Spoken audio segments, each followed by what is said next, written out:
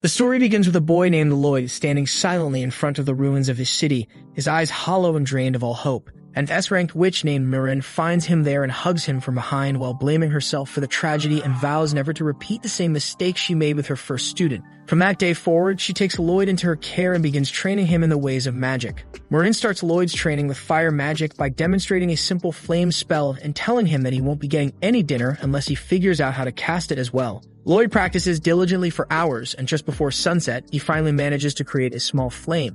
Excited, he proudly shows Marin his achievement, but instead of praising him, she exhales gently, snuffing out the flame, and then roasts him with a burst of fire to make it clear he still has a long way to go. The next day, Marin teaches him some water magic by sweeping her foot along the ground to summon a small spout of water. When it's Lloyd's turn, he manages to dampen the earth just slightly and looks quite pleased with himself. But Marin isn't impressed, and to show him what proper water magic looks like, she dumps a massive wave over his head with a single snap of her fingers. As time goes on, Lloyd continues to give his best effort in learning new spells from all elements, while Marin delivers harsh punishments whenever he falls short. By winter, Lloyd has improved so much that he can shape a snow sculpture of Marin with little effort, but as usual, Marin takes control of the sculpture and uses it to grab Lloyd and dramatically enlarges it to demonstrate what true mastery over ice really looks like. Eventually, the sculpture collapses and Lloyd tumbles into the snow, but that only makes him want to push himself harder. One morning, Marin is lying on the couch, suffering from a hangover from drinking too much the previous night. Lloyd comes in to check on her and wanting to help, he places his hand on her forehead and uses his healing magic to ease the pain.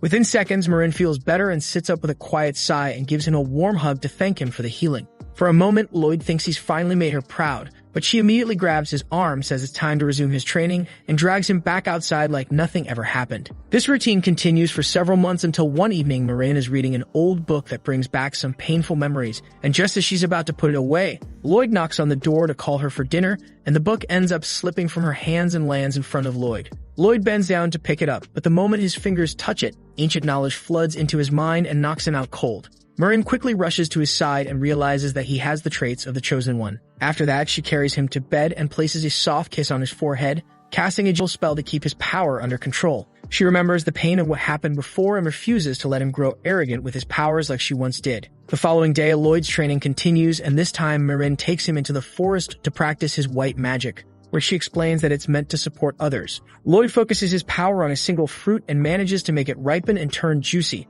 earning a quiet nod of approval from Marin. To show them how much further he still has to go, she places her hand on the tree and casts her own spell, making the entire tree bloom with fresh leaves and fruit. That night, while helping him study, Marin tells him about orcs who use rare magic to control monsters, but when Lloyd comes across a passage about ancient magic and asks about it, her expression hardens and she tells him it's something he doesn't need to learn. During one of their drills, Marin tells Lloyd to summon a magic staff in an instant, but when he reacts too slowly, she hits him with her own staff and tells him that no matter how strong he gets, he can't let himself get lazy. Lloyd listens carefully and promises to stay focused and never take his training lightly. Later that evening, Marin starts teaching him about magic stones and explains that they are solid pieces of mana so powerful that they can turn anything they touch into more magic stones, including people. A few months later, Marin brings Lloyd deep into the forest, hands him a small knife, and tells him that he has 1 week to survive on his own and find his way back home using only his magic. Before he can ask any questions, she takes off running and disappears into the trees, leaving him completely alone. Not long after she's gone, a huge wolf jumps out from the bushes and charges at him, and Lloyd barely manages to climb up a nearby tree to avoid getting attacked. He knows that as a white mage, he doesn't have the power to fight something that strong, so his only real option is to find a safe path home without running into more monsters. When he uses magic to scan the area, he realizes just how far off course he's gone, and with no other choice, he starts making his way through the forest step by step. Once night falls, he uses the quiet time to study his spells and improve them little by little, combining what he already knows to boost his magic, increase his speed, and sense monsters nearby. After a few long days of traveling, he accidentally snaps a twig under his foot, and the sound alerts a massive spider hiding nearby. His heart races as he turns and runs, casting his speed spell to get away as fast as he can. And after a long and exhausting journey, he finally makes it back home and collapses right outside the door. When Marin finds him lying there, she can tell how hard he has struggled, and for the first time, she feels truly proud of how far he's come. Several years pass, and one afternoon while Lloyd is cleaning the house, he notices a book lying open on Marin's desk that talks about a town far away. Curious, he asks if he can borrow it, and she tells him to keep it. By now, Lloyd has finished most of his training, so Marin no longer gives him daily lessons, though she still calls on him often to help with new spells. He doesn't complain after staying up night after night for her magical experiments, but the lack of sleep is starting to wear him down, and the thought of living in a normal town keeps growing stronger, so eventually he decides to act on it. One morning, Marin walks upstairs to call him for another experiment, but when she opens the door and sees that he's not there, she notices the book still open on the desk, and from the marked pages, she knows exactly where he went. After a long journey, Lloyd finally reaches the town and is immediately taken in by how busy and full of life it is. He spends the last of his money on a simple loaf of bread and quickly realizes he's broke and needs to find work. Just then, a flyer advertising for adventurers flies right into his face, and without thinking too much about it, he decides to apply. All while we see a cloaked man watching him from a distance. He ends up getting scooped up by hero Alan, and after joining his party, Lloyd is brought along on a quest to slay giant Cyclops. As the battle begins, the Cyclops grows more aggressive, and Alan tells the healer Sheena to restore his health. Right before she casts her spell, Lloyd silently uses a powerful buff spell that increases the stats of the entire team without saying a word. A moment later, the archer lands a clean shot in the Cyclops' eye, and Rena blocks one of its punches with her shield, surprised at how easily she stopped it. This gives the attack mage enough time to bind the Cyclops with her vines, and without questioning his sudden power boost, Alan charges in to finish the monster with a strong final blow, fully convinced the victory was all his doing. But Rena starts suspecting that Lloyd had something to do with it. With the Cyclops defeated, the party heads back to town, where Alan is welcomed like a hero, with people cheering his name and praising him for taking down a monster no one else could beat. The reward for the quest turns out to be massive, but when they return to the mansion, Alan pushes just 5 gold coins towards Lloyd and says it's because he's only a D-rank rookie, but Lloyd doesn't argue and quietly takes the money. Later, when Alan raises a toast to celebrate the victory, Lloyd excuses himself, saying he's not really into drinking.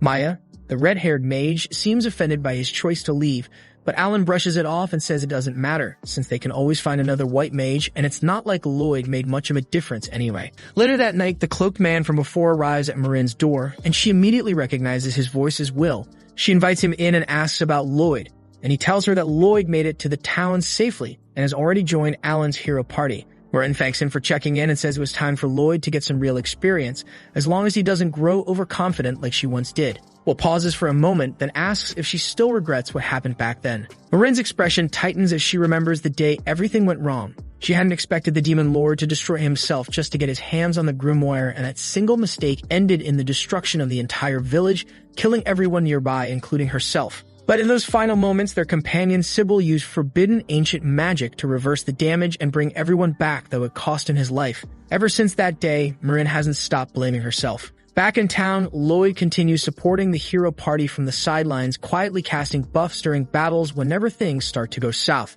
Thanks to his magic, the team keeps winning fight after fight, always coming out on top with barely a scratch, even though none of them realize how much of that is because of him.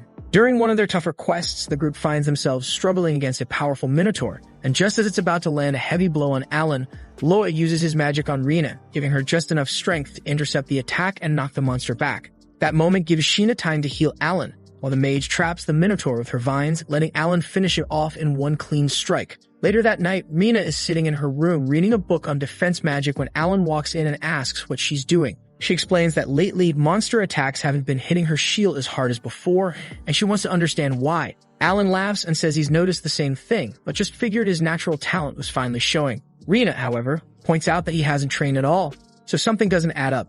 Meanwhile, deep in the forest that night, a group of guards get attacked by a giant earth golem as they were finishing up their patrol. The next morning, the captain of the guard visits Alan and asks for his help, explaining that the patrol unit was wiped out by a golem near the border. He also mentions that the area is known for black market activity and it might be linked. Alan agrees without hesitation, brushing it off, saying crushing a few rocks will be no problem. Later that day, Lloyd uses his tracking magic to lead the group deep into the forest, where they find a cave hidden behind a waterfall. Inside, they defeat the golem with ease, but before they can relax, a demon hiding in the shadows uses a magic stone staff to summon another golem from the rocks above. Lloyd quickly casts a buff on Lulu and tells her to shoot the demon. She hesitates, not used to taking orders from him, but fires anyway and lands the shot. Then he turns to Mia and asks her to teleport the staff to him. She looks unsure but does it and watches as he seals the staff's magic before it causes more damage. Meanwhile, Alan grows more irritated, clearly annoyed that Lloyd keeps taking control. To prove he's still the leader, he charges at the golem on his own, ignoring Lloyd's warning that it's unstable without the demon's control. Just as the golem is about to crush him, Lloyd boosts his speed and knocks Alan out of the way. But instead of thanking him, Alan yells at him for getting in the way, then jumps back in to deliver the final blow. Once they return to town, Alan leans back in his chair and tells Lloyd he's fired for being useless and doing nothing but standing in the back. Lloyd doesn't argue and accepts it, and after years of hearing from Marin that he lacked talent, part of him already believed it, so getting kicked out doesn't come as a surprise. With his pride in pieces, he walks away without a word while the others laugh behind him, except for Rena, who quietly watches him leave. Over the next few days, Lloyd searches for a new party, but most groups already have a white mage or just don't see any reason to take him in. After getting turned down again and again, he gives up and sits alone near the guild, feeling completely useless. That's when he hears someone yelling at the front desk. The pink-haired girl is begging the receptionist to find her a white mage, but the staff says her conditions are too specific. She says anyone will do, and the receptionist spots Lloyd sitting nearby and points him out saying he's available. Hearing this, the girl walks over, grabs his hand, and tells him that he's coming with her. The day before, you and her party were on a quest to take down a bandit gang called the Dirty Clods. As the team goes over the plan one last time, their white mage Clum looks distracted, like something is weighing on her mind. After a quick pep talk, frontliners charge in, and their mage Silica follows up by blasting the enemies with a fireball. But since her next spell needs time to cast, the bandits rush her, only to get taken out in an instant by the party's archers shooting from above. You tears through the rest like a beast, cutting down enemy after enemy. And when one of them jumps her from behind, the tank steps in just in time to block the hit. The attacker mocks him for being weak, but after getting a boost from Clum's magic, he knocks the thug away like a sack of potatoes. Up on a ledge, a fat dwarf watches the fight, confused about how they're so strong. That's when Yu suddenly appears behind him and guesses he's the one in charge. He glances at her necklace and realizes she's an S-rank adventurer, but still tries to act calm as he summons his ultimate weapon, a giant golem rising from beneath the ground. The team quickly notices that its body is made of a material that blocks both magic and arrows, but Yu doesn't flinch and slams her full power into her greatsword, though the attack barely scratches the golem's shell. Realizing she needs more strength, she calls out to Clum to snap her out of her thoughts and ask her for a buff, and once her stats are boosted, she cuts through the golem like it's nothing. After the fight, Clum apologizes for spacing out during such a serious battle,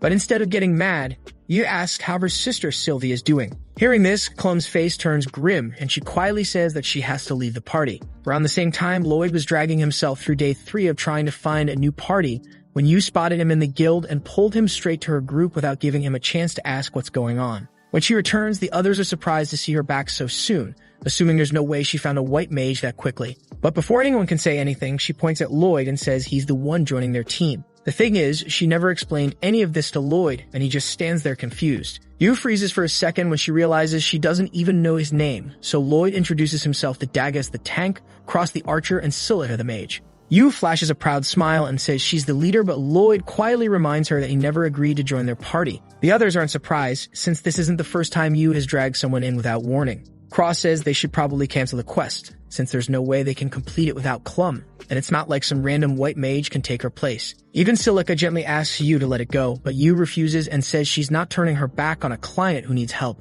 Lloyd suggests letting another party handle the quest, but Silica explains that it's an A-rank job and none of the other A-rank teams are available. Their party is S-rank, so they qualify, but without a registered white mage, they can't accept the quest. Guild rules don't allow temporary substitutes, and with no time left, they have no options. Lloyd wants to help, but Alan's words keep echoing in his head, and he can't imagine someone like him belonging in a party like this. While he's still doubting himself, Yu says they're good to go if Lloyd turns out to be strong, and without waiting for a response, she drags him out to a clearing and tells him to show them what he can do. Lloyd freezes, already imagining their disappointed faces when they see how weak he is. Dagas notices his hesitation and tells Yu to give him a clear task. She asks Lloyd to cast enhancement magic on the whole team at once. Lloyd blinks in confusion, thinking it's too easy, but she insists that's all he has to do. When he asks if she's serious, Yu nods and says if he can manage it, she'll let him join. Lloyd quietly summons his staff out of thin air and casts the spell without chanting. The others stare, not just because of the buff, but because of how he pulled his staff out of thin air like Houdini and how fast he cast it. At first, Yu doesn't feel anything, so she decides to test it herself, and with one clean swing of her sword, she cuts down a giant tree like it's made of soft butter. The whole party falls silent. Cross says his body feels lighter, and Dagas wonders if that was really a multicast. Lloyd admits he didn't just use strength buff and added defense, speed, and vitality as well, just in case. The others continue staring at him in silence, and Lloyd mistakes it for disappointment. He quickly apologizes, saying he knows he's not strong enough to replace a real S-rank white mage and turns to leave. But Yu grabs his arm and tells him to stop because there's no way she's letting someone like him walk away now. After seeing what Lloyd can do, Yu starts asking him a few questions, and during the conversation, he mentions that he used to be part of Alan's party, which is one of the only 4 hero parties recognized throughout the kingdom. Lloyd quickly adds that it wasn't a big deal, explaining that they only brought him in because they thought he had potential, but later kicked him out when they decided he wasn't strong enough. Cross shakes his head in disbelief, and Silica says she's never seen a mage as talented as him, while Daggers points out that he's never met anyone who could cast that many different enhancement spells at once. But Lloyd doesn't think much of it and says there are definitely people out there stronger than him, then gently suggests they should try asking their old white mage to come back instead. Yu pauses for a moment and then tells him that Clum isn't coming back because her younger sister is seriously ill and needs constant care. Up until recently, Clum was pushing herself to do both, taking on quests with the team during the day and looking after her sister at night, but it slowly wore her down and she began losing focus during battles. When it got bad enough that she started zoning out in the middle of fights, she made the decision to step away from the team before she became a liability. No one in the party wanted to let her go, but they all understood and respected her choice. That's why they've been trying to find someone new, even though filling her spot has proven nearly impossible. They managed to handle some quests without a white mage, but A-rank missions are too dangerous without proper healing, and they're already taking a risk just trying to manage without her. Lloyd can see how much Clum matters to the group, and wanting to help, he asks what kind of illness her sister has. Yu says she doesn't know the full details, only that Sylvie's body is slowly turning into Magistone. That catches Lloyd's attention right away. He remembers reading that Magistones can infect anything they touch, and he's been researching ways to reverse the effect. Thinking he might have a solution, he asks Yu to take him to Clum's home. Clum is surprised when they show up at her door, but she invites them in. Lloyd gently asks how Sylvie's condition started, and Clum explains that they were adventuring together when she found her sister unconscious with no idea what caused it. She leads them to Sylvie's room and warns them to brace themselves. The moment she opens the door, a wave of dark mana hits them. When Clum pulls back the blanket, parts of Sylvie's arms and legs are already turning to stone. Lloyd steps forward and asks to examine her. Clum doubts he can do anything, but he explains that if Sylvie was injured by a Magistone with high mana density, it could have triggered the transformation. He asks if the cave they explored had strong mana, and Clum confirms it did.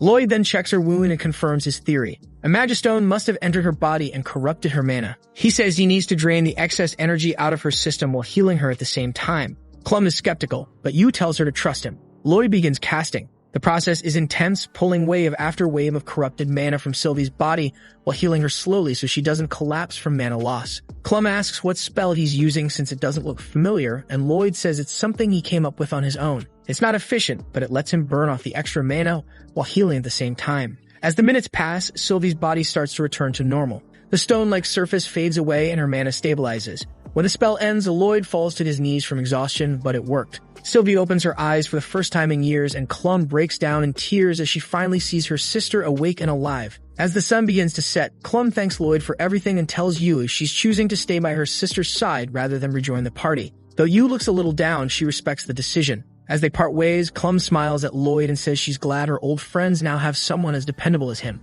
Lloyd says he still doesn't feel worthy, but Clum tells him to stop overthinking and just follow his heart. That evening, the group gathers back at the tavern. Silica and Daggis are still stunned that Lloyd actually cured Sylvie, though his constant self-doubt makes Yu smack him on the head. He admits he's a little sad Clum won't be coming back, but the others remind him that her happiness matters more than anything else. Hearing their kind words and seeing how genuinely grateful everyone is, Lloyd slowly starts to let go of the bitterness from his past. Remembering Clum's advice, he finally listens to what he truly wants and asks if they'd still be willing to have him in the party. Turns out, they'd all been hoping he would ask. So when he does, they welcome him without hesitation. Yu officially declares him one of them and announces that they're throwing a welcome party whether he likes it or not. The party kicks off with everyone chugging a beer mug, and Yu announces that dinner's on them and tells him to eat as much as he wants. It's the first time anyone in the city has treated him this kindly, and Lloyd doesn't hold back. He digs in with wide eyes, clearing plate after plate, completely blown away by how good everything tastes. The others watch in confusion, wondering why he looks so amazed by such a normal tavern meal.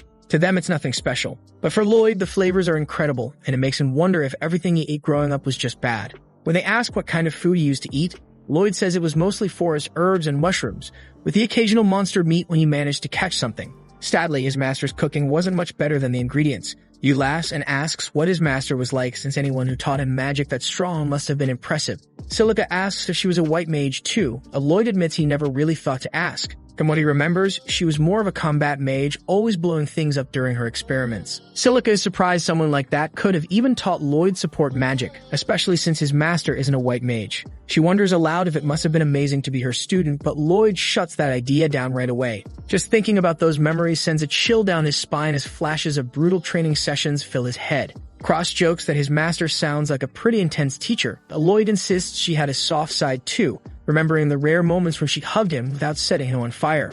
Once things settle down, Yu immediately steers the conversation back to business and starts talking strategy, but Daggers reminds her that Lloyd still doesn't know what the actual quest is. Yu admits she kind of skipped over the details, claiming she's not exactly great at explaining things, though Daggers tells her to quit slacking off and act like a proper leader for once. She sighs, pulls out the quest sheet, and Daggers goes over it instead. Their mission is to stop a group of monsters that have been tearing through farmland and destroying crops. The strange thing is that it's not just one kind of monster. Lloyd raises an eyebrow, saying that's almost impossible since different species never team up, but Daggers shrugs and says that's what the client reported. Yu tightens her grip on the table and says no matter what, they have to help the villagers. Cross agrees but points out that if a whole swarm shows up, fighters like him and Yu won't be very useful since they specialize in single target damage. Silica mentions that while her wide-range spells are strong, she doesn't have enough mana to keep blasting non-stop. She glances at Lloyd, hoping he can pick up the slack, but he admits with some hesitation that his offensive spells aren't very strong either.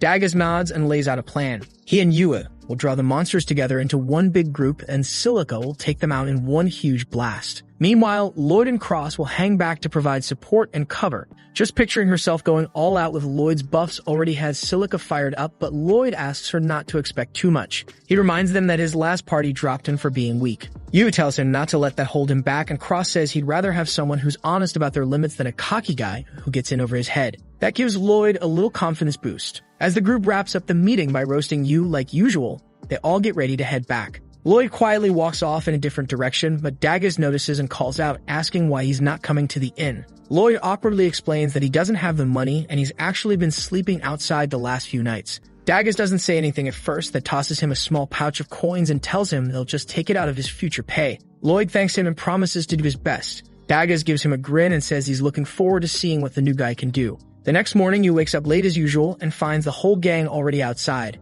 What catches her off guard is that no one is holding any backpacks. Turns out, Lloyd packed everything inside his dimensional storage. After he stores her gear too, the girls start fangirling over how insanely helpful he is. So Lloyd offers to teach them how to use storage magic since everyone is born with enough mana to pull it off. Daggers finds it hard to believe, but Lloyd says it's totally possible after some training. Cross dreams of all the arrows he could carry, while Silica also struggles to hold back her excitement. Before they head out, Yu twirls around like a Barbie because she is exploding with energy after getting Lloyd's buffs. Later, they reach a deeper part of the forest, where Daggers explains that beyond those mountains lies the Megocracy, also known as the Land of Demons. They haven't attacked in a long time, but no one knows when they will try to take over the continent again. As they cross a sketchy rope bridge, the group starts to feel a bit uneasy, so Yu being Yu decides it's the perfect time to start a game where everyone has to answer for strange riddles with even stranger answers. While the others throw out silly answers, Lloyd stays quiet. Yu turns to him with a big grin and tells him to lighten up and crack a joke. He calmly explains that his master never trained him in the art of cringe, so he never picked up how to be funny. Cross laughs and tells him to stop overthinking it and just yell out whatever random thought pops into his brain. But Lloyd locks in like it's a real exam, which makes Yu groan. She reminds him that there's no point playing if he takes it seriously because the whole point is to blow off steam when things get tense. After that, she drops the second riddle and the rest of the team once again starts shouting ridiculous answers. Lloyd completely freezes and apologizes, saying he's too dumb to act dumb, which finally makes everyone feel like he's fitting in. While they laugh, the scene cuts to a robed figure deep in the forest, kneeling before a jet black stone radiating twisted mana. Meanwhile, back at the riverbank, a party sets up camp for the night. Lloyd unloads all their supplies from storage, while the girls collapse onto the grass, drenched in sweat and barely able to move. Yu tries to sweet-talk Daggers into letting her skip chores, but he shuts her down and reminds her they still have a ton left to do. Lloyd offers to handle the rest so Yu and Silica can take a break. As he wanders into the woods to gather firewood, he notices a golden fruit growing on a nearby tree, just like the one Marin once used to demonstrate healing magic. He takes a bite and starts remembering her again, but a sudden scream snaps him back to reality. The screams come from Yu and Silica, who are cornered between a massive basilisk and the edge of a waterfall. Without wasting a second, Lloyd bolts toward the cliff and launches a fire spell mid-sprint, sliding down the slope without hesitation. His fireball slams straight into the basilisk, drawing its attention away from the girls. He shouts for them to get back to solid ground while positioning himself between them and the monster. In one smooth motion, he summons both Yu's sword and Silica's staff from his storage, tossing the weapons toward them while casting quick healing spells to buff their bodies. The snake lunges forward, ready to sink its teeth into Lloyd, but Yu dives in and slices the creature in half before her feet even touch the ground. The basilisk thrashes wildly in its final moments, but Silica finishes the job by launching a massive fireball that roasts the monster in a single hit. The spell lands so hard that even she looks stunned by her own strength, made stronger by Lloyd's buff. After the fight ends, Yu asks Lloyd to store her sword again, but as she hands it over, her towel slips off. She gives him a solid slap for accidentally seeing too much, and Lloyd just quietly accepts his fate. Back at camp, Lloyd begins teaching the team how to use storage magic with a quick and simple explanation, but somehow everyone struggles miserably. Even after hours of practice, they just flail around like they're trying to grab invisible soap. Lloyd starts to doubt himself, thinking he must be a terrible teacher, but the others reassure him they just need more time to figure it out. Then, out of nowhere, Silica says the word storage out loud and the spell finally activates. That's when it clicks. Unlike Lloyd, who can cast without chanting, the rest of them need to speak the spell to use it. With that solved, Silica manages to get the hang of it by sunset. As night falls and the fire dims, a heavy silence settles across the forest. While the others sleep, Lloyd stays on watch beside Yu. She quietly sits down next to him since there are no monsters nearby and softly thanks him for sticking with her chaotic team. Lloyd admits he wasn't doing much better before he joined them. Yu then confesses she still feels bad for dragging him into everything without asking, which makes Lloyd remember the way she got serious earlier when their client came up. Curious, he asks why she's so determined to see the mission through. Yu lets out a quiet laugh and says it's because it reminds her of home.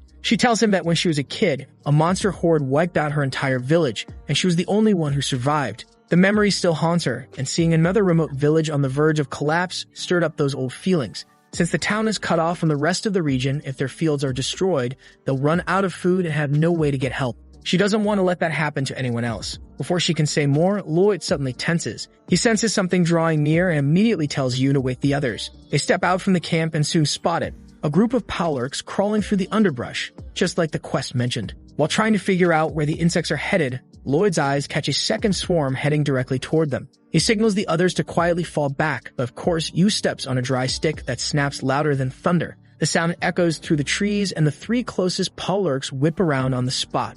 With no time to think, the group bolts, but their path is cut off as one powler blocks the trail and two more swoop in from the flanks. They quickly draw their weapons from storage and form a tight formation as sticky webbing shoots at them from every direction. The spiders move with sharp coordination, and during the chaos, one of them even snatches Silica's staff. The party waits like it's a turn-based game, silently waiting for an opening. As soon as the powlurks finish their volley, Lloyd steps forward and casts his enhancement magic on the entire squad. Now overflowing with energy, Yu leaps at the nearest monster, slicing through webs with ease. Cross powers up his legs and launches himself into a tree to recover Silica's stolen staff. As he tosses it back to her, Yu dashes beneath a powlurk, slices off half its legs and brings it crashing down. She dodges another attack and grabs hold of a web strand to surf straight into the third one, cutting it to pieces mid-glide. Lloyd spots the opening and calls out to Cross and Silica to finish them. Silica unleashes a fireball that splits into three, each one igniting Cross's arrows mid-flight. When the arrows hit, the monsters go up in flames. Once the dust settles, Lloyd quietly apologizes for shouting orders and braces for Yu to scold him. Instead, Daggis claps him on the back and tells him to speak up more often because he's actually good at leading. Yu thanks him for saving the day, and the encouragement gives Lloyd a little of his confidence back. The next morning, his spirits lift even higher when his students manage to activate storage magic on their very first try. Riding that high, Yu takes the lead and marches the group deeper into the forest, while Lloyd lingers at the back, still wondering what could have drawn so many monsters to that area in the first place. That night, Lloyd sits alone by the campfire, quietly thinking about how strange the powlurks behaved. The whole swarm had been moving with purpose, heading in a single direction like something was calling to them. Just as he starts to get lost in thought, Yu walks over and asks if he really plans to keep watch all by himself. Silica follows behind and offers to take turns, but Lloyd gently tells them both to rest. If anything happens, he wants them at full strength. Yu frowns and says he shouldn't try to carry everything on his own, but Lloyd insists it's the least he can do after everything the team has done for him, but that only makes her more upset. Before she can argue, Silica lightly grabs her arm and calms her down, reminding her to trust Lloyd's judgment. Meanwhile, from inside the tent, Daggis and Cross quietly peek out, listening without saying a word. The next morning, the group pushes deeper into the forest. Yu still looks uneasy, especially when she sees Lloyd off by himself during their break, casting an unfamiliar spell. Curious, she walks over and asks what it is. Lloyd replies that it's a detection spell which lets him sense nearby threats, but his range isn't anything special. Despite that, he plans to keep it running in the background to protect everyone from ambushes. Yu is amazed and asks if it's hard to maintain, but Lloyd shakes his head and says he's fine. She asks him if there's anything she can help him with, but he says no, and Yu walks away sadly, while Lloyd stands there, confused about what he said wrong. Later that night, Lloyd keeps watch by himself again. Yu watches from a distance, wondering why he never lets anyone help. Silica tells her not to take it personally. It took time for their team to build trust too, and Lloyd just underestimates himself. Yu nods but admits she's still curious about his past. Silica says she's excited for the day he finally opens up about his cool backstory. Outside the tent, Daggers tells Lloyd they need to talk. Lloyd says he can't leave his post, so Cross steps in and offers to keep watch instead. Daggers leads Lloyd into the trees and sets up a small alarm that rings when monsters get close. He says this is how they used to stay safe before Lloyd joined. Lloyd looks uneasy and says he won't be able to cast Detect if he's asleep. Daggers shrugs and says that's fine. They don't need magic for everything. What they need is their healer to rest for once. Daggers looks a little offended and asks if Lloyd really doesn't trust him. Lloyd quickly says the alarm's solid and he just wants to be extra careful. But Daggers brings up what everyone's been thinking. Lloyd always takes night watch alone, never leans on the team, and that kind of says it all. Lloyd doesn't know how to respond. He remembers Marin saying he's helpless alone and Alan calling him a burden. So he admits he pushes himself hard because he doesn't want to drive anyone down. Daggers sighs and tells him that's exactly what teammates are for. Nobody expects him to be perfect. The whole point of a party is to cover for each other. Lloyd smacks his forehead, realizing how obvious that sounds now. Daggers actually laughs and says he can't believe Lloyd made it this far without learning that. Then Lloyd quietly asks if it's really okay to be the weak link sometimes. Daggers claps a hand on his shoulder and tells him he's not weak, he's tired. That night, for the first time, Lloyd lies down beside a team he can trust, and for once, the weight in his chest feels a little lighter. The next morning, Lloyd quietly walks over to Yu and finally works up the nerve to ask if she can fetch him some water. The moment she hears that, her face lights up with joy, while Lloyd just stands there smiling awkwardly. Without missing a beat, she grabs a bucket and drags him into the forest with her, completely ignoring the fact that all three of their teammates are secretly sneaking behind them, beaming with pride like proud parents spying on their kid's first date. Far away in a sleek stone mansion, a cloaked spy kneels before his purple-haired master, Michael, and delivers an update. The magic stones have been planted exactly as instructed, creating a perfect trail that lets Michael pinpoint a key location on the map. His eyes narrow with interest. Michael then asks about the adventurers stationed in Ishtar. The spy confirms that most of the strong ones were sent off to deal with the monster swarms just like they had planned. Only the weaker fighters remain in town now, aside from the hero's party. Michael clicks his tongue and says it's a shame they couldn't remove the hero completely, but his smile returns. He's eager to see how long the hero's party can stall what's coming next. After that, Michael orders his spy to inform the client that their time has finally come, wearing an evil grin on his ugly face. Meanwhile, back in the forest, Lloyd and the others start to notice how unnaturally quiet the woods are. Cross points out that it's weird they haven't run into a single monster since they left camp. Yu tries to stay positive and asks if it's thanks to Lloyd's magic, but he explains that his spell only detects monsters. It doesn't scare them off. That immediately makes Daggers uneasy, so Lloyd expands his detection range. Just then, he senses something dangerous. Yu quickly asks what it is, and Lloyd reveals there's a massive horde just 2 kilometers ahead. Cross realizes that's exactly the direction they're heading in. Before they can panic, Yu calls for a timeout because she's still trying to wrap her head around the fact that Lloyd's detection range is that huge. He casually claims it's normal for mages, but Silica laughs and says it's actually 10 times larger than what normal mages can do. Yu almost drags the conversation off track, but Daggett snaps them back to focus. They have a bigger problem on their hands. They rush to the farm only to find the number of monsters is way higher than what was written in the original quest. Looking from above, Yu says she's never seen this many high wolves gathered in one place, but what concerns Lloyd more is the large group of monsters he can't detect anymore. Silica also points out that the forest has many monsters more powerful than high wolves, which means all of those creatures have gone somewhere else. Just then, Lloyd gets an idea and asks Yu if she knows where the farm's owner is because he wants to ask him some questions, but she tells him the man got injured and is living in town with his son.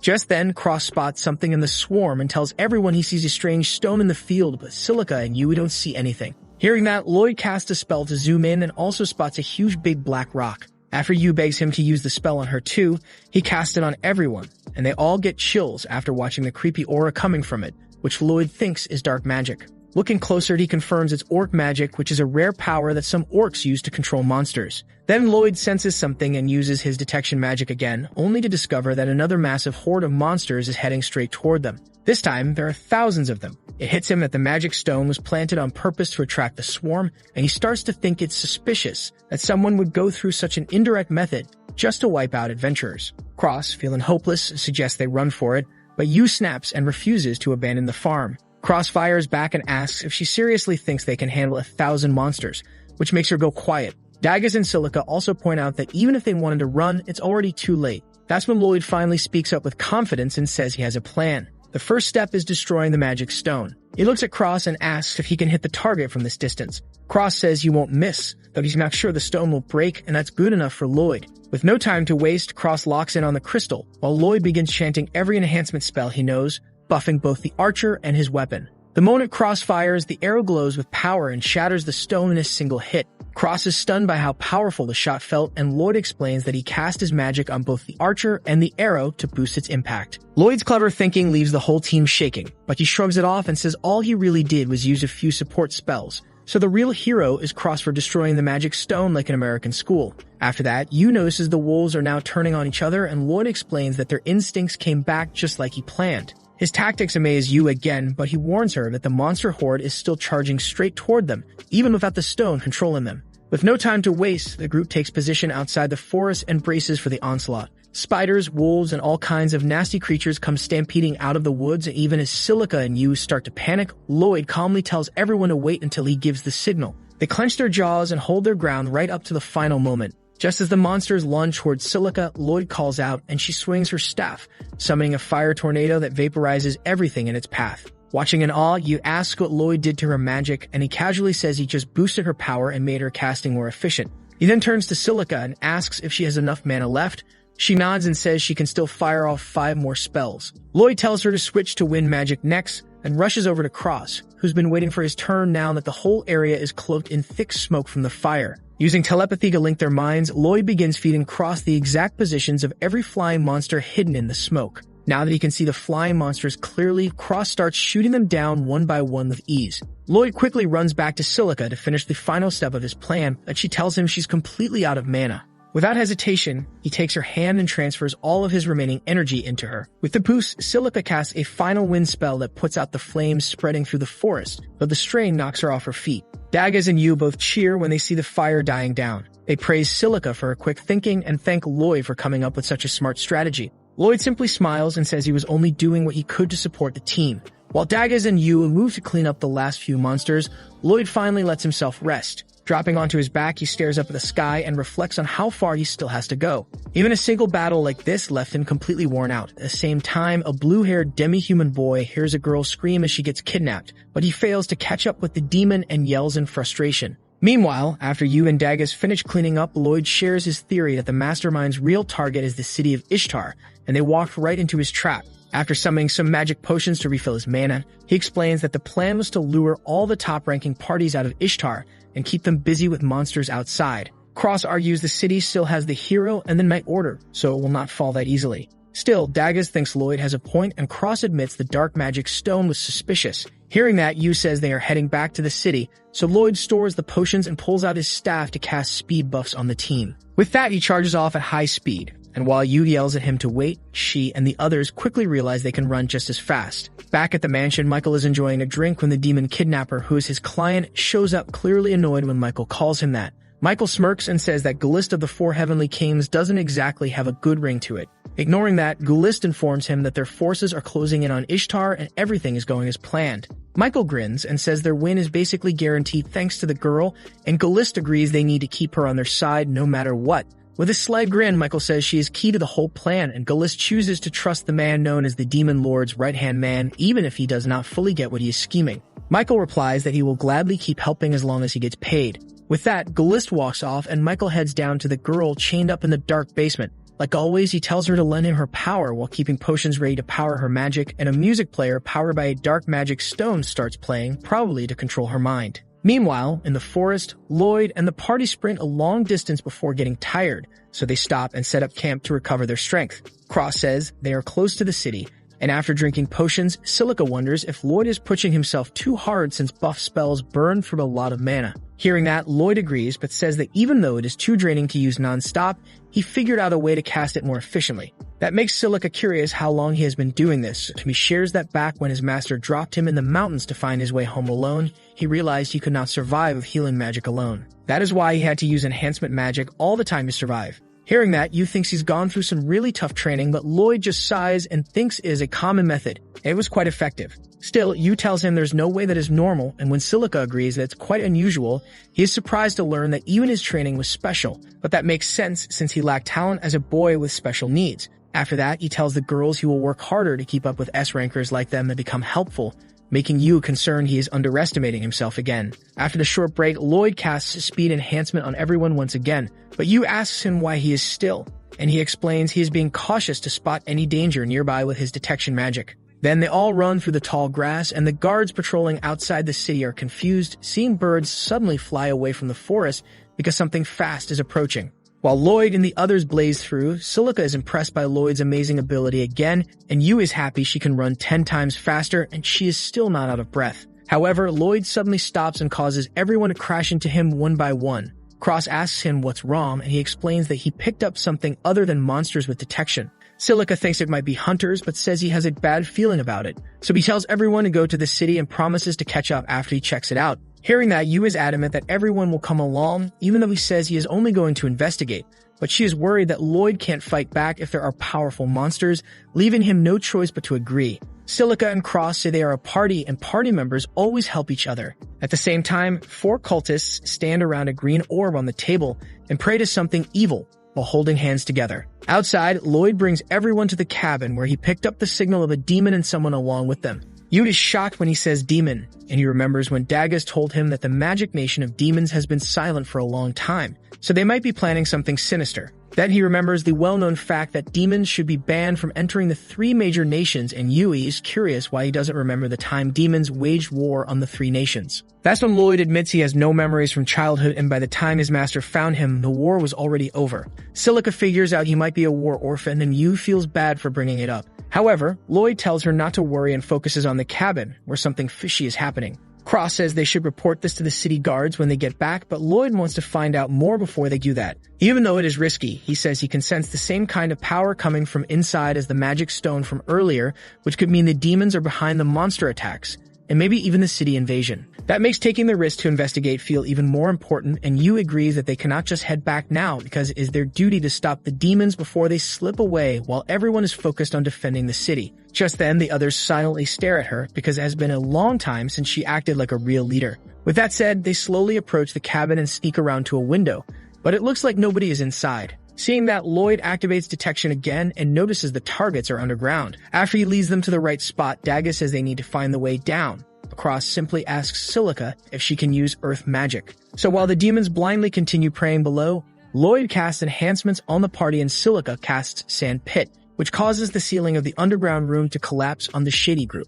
Yu quickly jumps in and holds her sword to one man's neck, asking who they are and what they plan to do in their nation. Suddenly, another magician fires a barrage of rocks at her, but she deflects them without breaking a sweat. Cross shoots the attacker and Lloyd buffs Silica again, allowing her to cast Sand Pit on the rubble they are hiding behind. However, one of the cultists shoots the crumbling stones back at her, and Dagas manages to shield her just in time. With no other option, one of the men breaks away and locks the door behind him while the others try to ambush Yu from behind. But Cross shoots them in the leg, letting her swiftly finish them off, leaving just one more. Elsewhere nearby, the demon wraps the demi-human girl in a cocoon and starts to carry her away, but Yu kicks down the door before he can escape. She rushes after him up the stairs, and thanks to Lloyd's buff, she gets ahead of him while the others follow to cut off his retreat and see what is inside the cocoon. As he runs in panic, Yu blocks his path from the front, and when he glances around, he realizes there is nowhere left to run. Lloyd tells him to surrender and start talking, but the demon says he has nothing to share and begins casting a powerful spell. Seeing this, Lloyd quickly raises barriers over the team that shield them from the lightning blast and reflect it right back at the caster.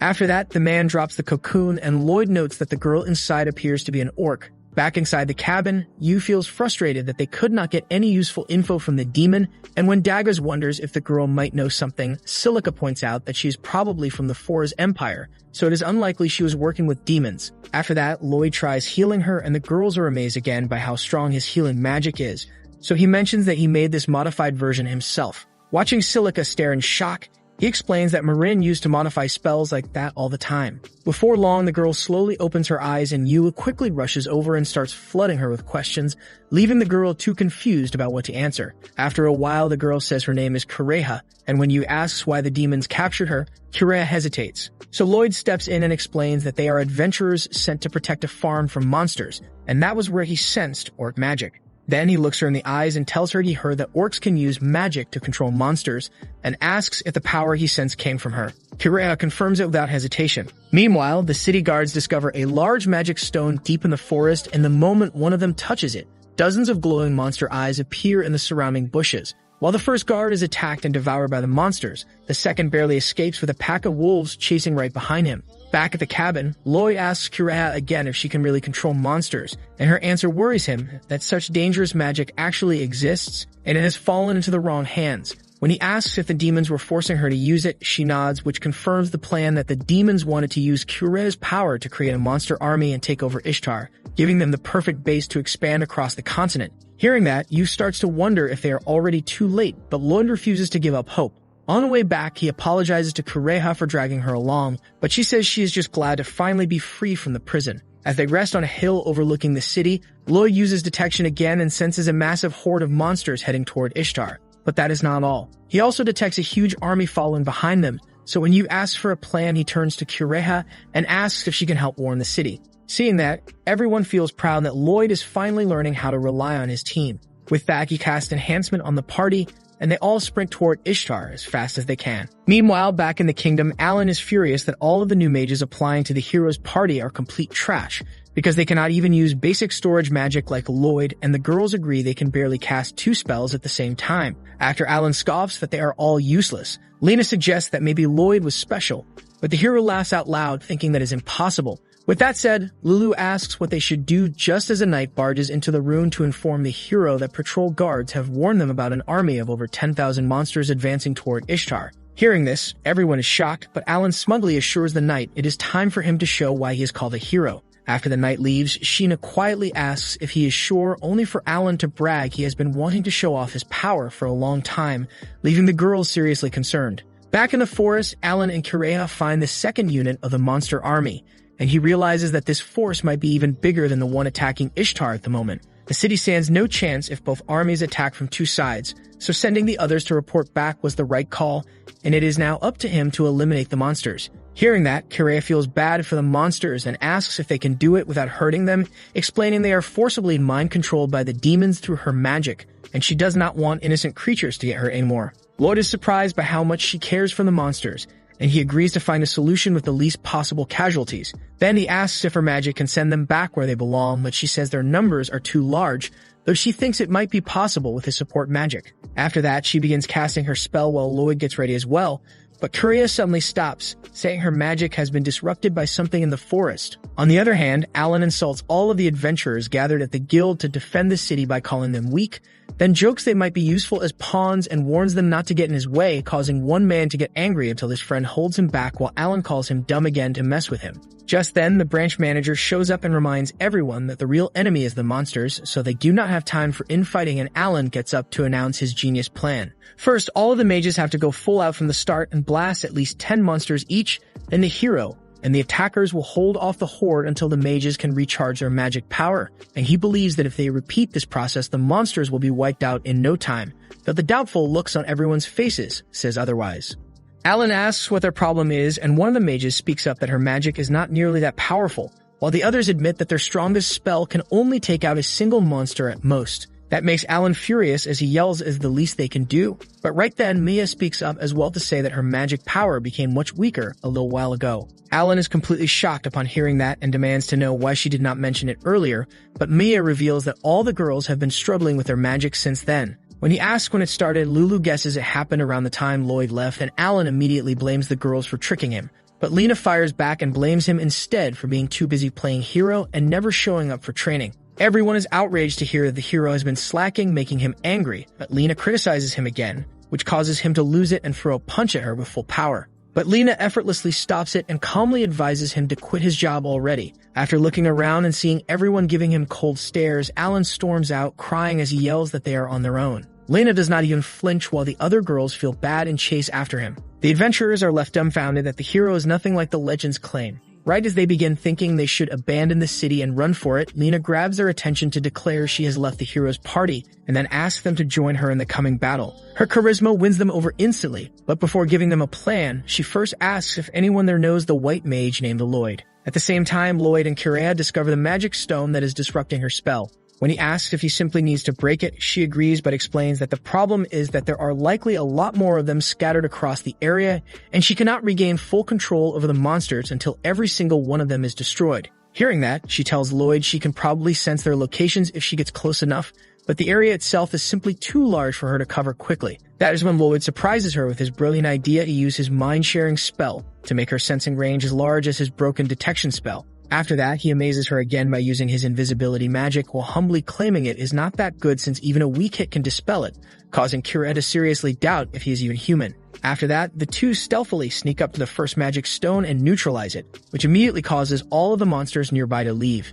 As they move toward the next one, an army of adventurers stands ready outside the city walls beside a giant trench, prepared to defend Ishtar with their lives. A knight asks the guild manager if he really thinks this plan will work, but the old man simply replies that he believes in the boy Lena spoke about earlier. A few hours before that moment, she had announced in front of everyone that the real core of the hero's party was neither the Saintess Shinan nor the so-called hero, but rather a humble white mage named Lloyd. The adventurers are confused because Lloyd was supposed to be a useless supporter, so they ask why the hero's party had kicked him out. Lena admits her party was blinded by the hero's title, which is why they never considered that their easy victories came thanks to Lloyd's magic and thought it was their own strength. The guild manager, who saw the hero in full glory firsthand, asks if the impressive power he saw was all due to Lloyd's support magic, and Lena confirms it. Hearing about his talents, the adventurers regain hope, and after Lena says they are sure to win with Lloyd's support, she asks once again if anyone knows where he is. Just then, the manager explains that he keeps track of every party in the guild and Lloyd's is not in the city at the moment because he is on an S-rank mission to subjugate monsters at a farm that takes days to travel to. However, Lena believes he could use his magic to shorten the travel time, so she asked everyone to trust that he would come,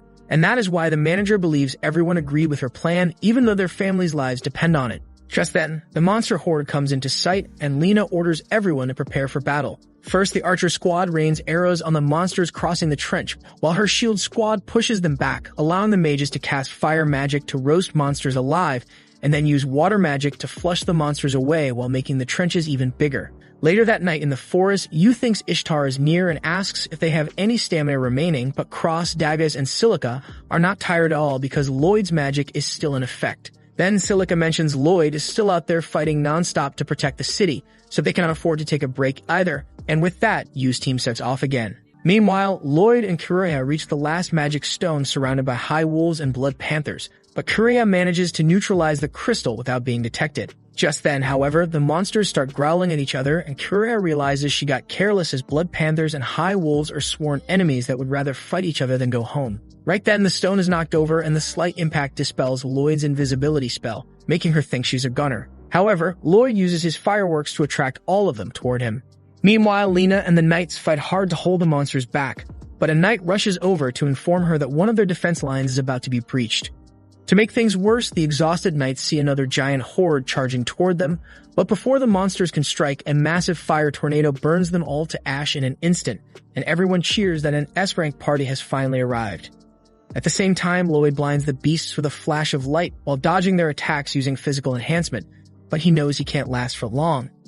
As Kureha watches him in concern, it suddenly hits her that he is not attacking them at all because he promised her not to hurt the monsters like she asked. Right as Lloyd is caught and about to be swallowed whole, she starts singing a song that instantly calms the monster's rage. As they turn to leave, Lloyd asks what kind of magic that was, but Kureha explains she only asked them to go. It turns out her power does not control monsters directly, but instead allows her to speak straight to their hearts. Lloyd thanks her for saving his life, but she says he is the one who really saved her, and with that, he mentions they should hurry to Ishtar quickly. Back in the city, Cross and the archers rain arrows from above, while Yu and Daggers help hold the front line and Silica blasts the battlefield with her powerful magic. But that is still not enough because the front line is worn out and the archers and mages are running out of arrows and mana potions fast.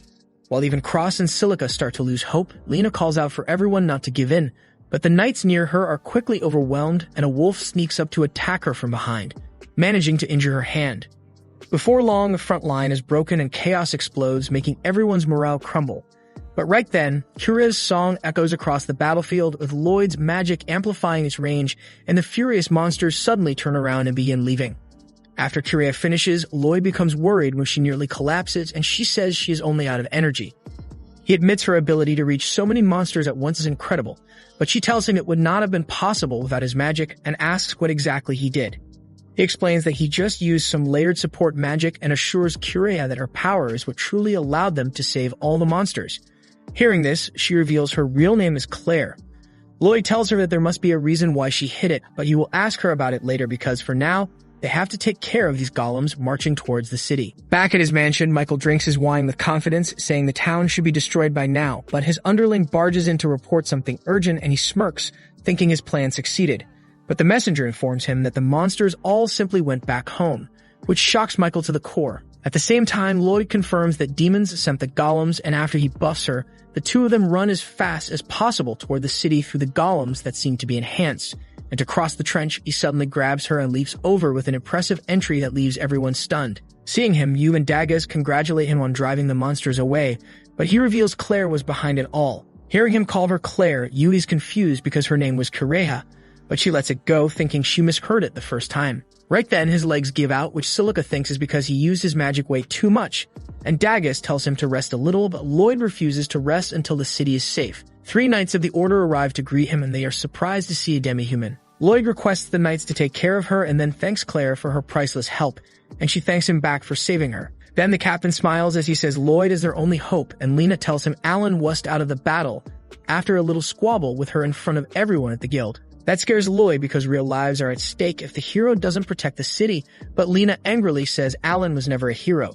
Just then, her wound hurts, so he quickly uses his overpowered healing magic to make it disappear, but that drains him so much he nearly collapses again. Seeing how much he's exhausted himself, Lena shyly tells him the hero party was strongest only with him, and now she feels guilty she did not stop them from kicking him out back then, and apologizes for it. However, the wholesome moment is interrupted by the golems who are filling up the trench. Thinking there aren't many left, Lloyd warns they aren't normal golems as the knights bravely attack, only to get blown away and their swords broken in two. At that moment, the mages and archers use their strongest attacks, but the fire gets absorbed and arrows bounce off like toothpicks. When everyone realizes the golems are too strong, they start retreating and Yu cannot come up with a plan, but Lloyd says he can enhance everyone at once. Yui and the rest remind him there are dozens of groups, but he says he's mastered his role and can buff each group one at a time. With that, he casts his support magic on everyone and falls to his knees, including Yu's party, but he warns that the effect will not last that long. Yu is confused for a moment before she climbs a tower to announce that Lloyd casts support magic on everyone, so they now have the power to fight back. One of the knights doubts her claim, but then Lena saves him from being flattened by the effect of his power, and Yu jumps on top of a golem to slice it completely in half with one strike. After that, Lena hypes everyone up and their morale rises as they begin to believe in the power. At the same time, Lloyd orders Cross to back up the mage unit while Daggers goes to protect Silica on the front lines. He nearly faints again, but the guild manager orders a knight to take him away while Cross leads the archers, raining arrows mixed with fire magic on the golems. Standing at the front, Silica blasts away every golem in sight with her S-rank flames, and while the battle goes on, Lloyd watches from above, cheering them on. A few hours later, only one last golem remains, but it snaps an adventurer's sword and blows him away. Yu and Lloyd both realize the support magic has run out, so as the golem nears the city gates, Yu tries to block it, but Daggers pushes her aside and guards against the gigantic fist all by himself. With the last of his mana, Lloyd leaves it to Yui and strengthens her greatsword. So while Lena and Daggers hold back the golem's punch, Yu runs up its arm and finishes it off in one clean slice. Then as she stands there wondering if it is finally over, everyone celebrates the victory and Lloyd collapses to rest on the cold stone floor. Watching from afar, one notes that Lloyd has become much more successful now than he was back when he was with the hero party. Meanwhile, at Michael's mansion, the great demon bursts into his office ready to crush him, but Michael has already fled. In frustration, the demon smashes the lying rascal's table and wrecks the place. Realizing that someone is secretly ruining his plans, he swears he will take revenge. Back in the city, Lloyd wakes up in an inn and Yu walks in, happy to see him awake since he had been out for a full day. Hearing that, Lloyd feels down, thinking he still is not strong enough, but Yu cuts his doubt short by opening the door, where a huge crowd of townsfolk wait to thank him. Lloyd panics and shuts the door in their faces, scared of the spotlight. That makes Yu angry, so she opens the door herself, but Lloyd leaps out the window and runs like his life depends on it. Meanwhile, at Marin's place, her door bursts open before Will can even knock, but he is not too surprised when she explains it is a security measure against shady hooded guys like him. Lily calls him the Phantom Alchemist, but he explains he stopped making potions a long time ago and now works as a detective instead. Marin feels glad to see him after so many years and asks how Lloyd is doing, so Will jokingly replies that the hero's party kicked him out a long time ago. But he quickly adds there is nothing to worry about because Lloyd already joined an S-rank party. Thor and Lily are surprised that the shy kid managed to come so far, and Marin says that facing failure is also a kind of training. Will smiles at her words and then reveals he has some exciting news to share about Lloyd. Back in town, Lloyd hides in the shadows watching the townsfolk until Yu and the others finally catch him. So he asks why everyone is chasing after him like lunatics. Cross and Silica assure him they do not want to cook him for dinner but only want to show gratitude because the town would be doomed without his support. Hearing that, Lloyd sighs, thinking he only cast a little bit of support magic on the ones actually fighting, but Yu and Dagus both get mildly irritated by his stupidly high standards, and Lena tells him to believe more in his own skills, which gives him a quiet moment of realization. Back at Marin's place, Will explains that Lloyd is far too humble and doesn't realize how powerful he really is, which makes some people want to punch him in the gut, but Marin smiles because at least he will never become overconfident the way she once was. At the town square, the people start cheering when they see Lloyd, and he gets embarrassed as he believes they should be cheering for the knights and adventurers who risked their lives to defend the city. But a veteran from the Knight Order argues that Lloyd made them strong enough to save everyone, and the crowd honors him with a new title of Ishar's hero. While he struggles to swallow such a huge honor, Dagus pressures him into accepting it with a big smile. So Lloyd gives up resisting and says he will try his hardest to enjoy the entire day, though Yu reminds him that the whole point is to relax. At the same time, the blonde ex-hero rages on hearing Lloyd was declared a hero, but China reminds Alan he would lose his title anyway after refusing his duty to protect the city during an emergency. Alan angrily yells he already knows that, and after seeing the frightened looks on the girls' faces, he decides they should leave the city and tells them to pack their things since he will not live in a place where a trash white mage like Lloyd is honored as a hero. The girls hesitate for a moment, but eventually they quietly follow after him. Meanwhile, Lily is left stunned when Will reveals the swordswoman in Lloyd's party is only 17, and that his entire party is filled with rare talents like her. With that, the former members of the legendary party raise a toast to his success, and Will says it is an honor to be reunited with his friends once again, but Lily knows deep down he already expected this day would come to commemorate Cybel's death. With that said, Will suddenly get serious and shares that the demons failed in their plan to control monsters using orc magic and conquer Ishtar, but he raises the question of why they chose to attack at this specific time. Marin tells him to spill what he is thinking, and Wen will suggest it might be because the Demon King has returned. She explodes in anger and shouts that he should be long dead after the destructive magic Sybil blasted him with. She refuses to believe he could resurrect after that sacrifice, because it would make Sybil's death meaningless. But Thor steps in and tells her to calm down since nothing is confirmed yet, and they should stop panicking and instead focus on what they can do with the future Sybil entrusted to them. At the same time, Lloyd and the others are summoned to a lord's mansion, where a polite man greets them at the entrance and invites them inside. There Yu immediately spots Claire and assumes she was also summoned. The man corrects her, saying Claire is his special guest, and then introduces himself as Lord Abel Lucas. All of them are shocked, and Cross shyly admits he thought Edible was just the butler or something. Silica explains their confusion, pointing out that they heard the lord of this domain has ruled for over a decade, so he should be a much older man.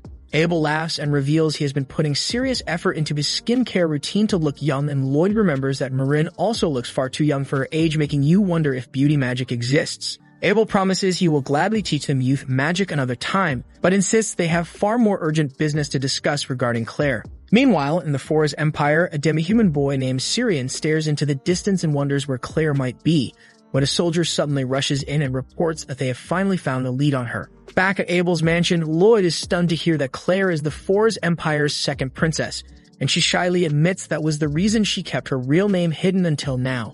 Abel then asks the group what they think of Claire's unique magic, and Lloyd honestly answers it is both impressive and terrifying at the same time because of how easily it could be used for evil. Abel agrees and explains that this is exactly why they must protect her from the demons at all costs. He reveals that the Empire is desperately searching for her, but he wishes for her saviors to personally escort her to the capital of their fearing kingdom. That confuses everyone since normally, adventurers would never be entrusted with escorting a princess, as that is a duty of the knights. Abel clarifies that this is precisely why, if no knights are involved, the demons will be less likely to catch on. The gang accepts the mission, and Claire asks them to stop treating her with hesitation just because she is royalty. Yu casually shakes her hand as if nothing has changed, and with that, they sets off for the Empire. But that's where this video ends. Remember to like and subscribe to the channel. Thanks for watching, and I'll see you next time.